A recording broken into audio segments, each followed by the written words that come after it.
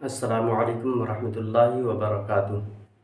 حضرات، آج ہم آپ کو مغرب کی نماز پڑھنے کا صحیح طریقہ بتائیں گے کہ مغرب کی نماز پڑھنے کا صحیح طریقہ کیا ہے، اور مغرب کی نماز میں کل کتنی رکعات ہوتی ہے، اور اکیلے میں پڑھیں تو کیسے پڑھیں، اور امام کے پیچھے پڑھیں تو کیسے پڑھیں۔ انشاءاللہ تبارک و تعالی آج کی اس ویڈیو میں ہم آپ کو مغرب کی نماز پڑھنے کا صحیح طریقہ بتائیں گے۔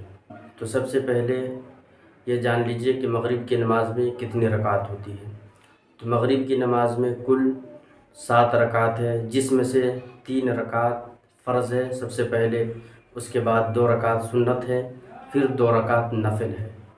تو فرض کی نیت اگر آپ اکیلے میں پڑھ رہے ہیں تو فرض کی نیت اس طرح کرے کہ نیت کی میں نے نماز مغرب کی 3 رکعات فرض واسطے اللہ تعالیٰ کے منہ میرا کعبہ شریف کی طرف، اللہ اکبر، اس طرح آپ نیت کریں، اور نیت کرنے کے بعد آپ ثنا پڑھیں جو آپ اسکرین پر دیکھ رہے ہیں، سبحانک اللہم و بحمدک و تبارک اسمک و تعالی جدک و لا الہ غیرک۔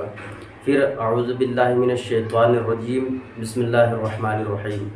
اعوذ باللہ اور بسم اللہ پڑھنے کے بعد سورہ فاتحہ پڑھیں جو آپ اسکرین پر دیکھ رہے ہیں، سورہ فاتحہ یعنی الحمدللہ رب العالمین۔ یہ پوری سورت پڑھنے کے بعد آپ کوئی سورت ملائیں، اور سورت ملانے کے بعد رکوع میں جائیں، اور رکوع میں کم سے کم اس تسبیح کو 3 بار پڑھیں جو آپ اسکرین پر دیکھ رہے ہیں، سبحان ربی العظیم، اس تسبیح کو 3 بار پڑھیں۔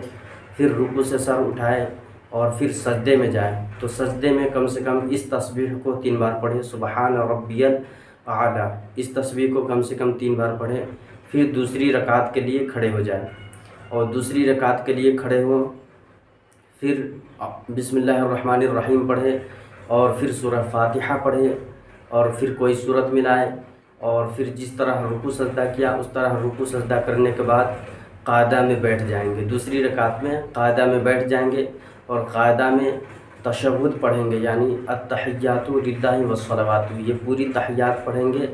اور پوری تحیات پڑھنے کے بعد آپ تیسری رکعت کے لیے کھڑے ہو جائیں، اور تیسری رکعت میں آپ بسم اللہ الرحمن الرحیم پڑھیں، اور پھر سورہ فاتحہ پڑھیں، اور بغیر کسی سورت کے ملائے ہوئے آپ رکوع میں چلے جائیں۔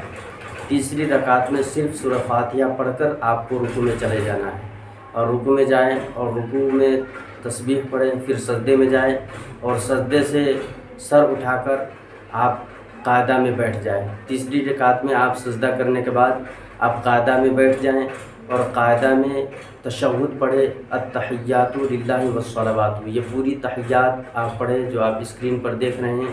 تحیات پڑھنے کے بعد آپ درود شریف پڑھیں، درود ابراہیمی، اور اس کے بعد دعائے معصورہ پڑھیں، اور دعائے معصورہ پڑھنے کے بعد آپ سلام پھیر دیں۔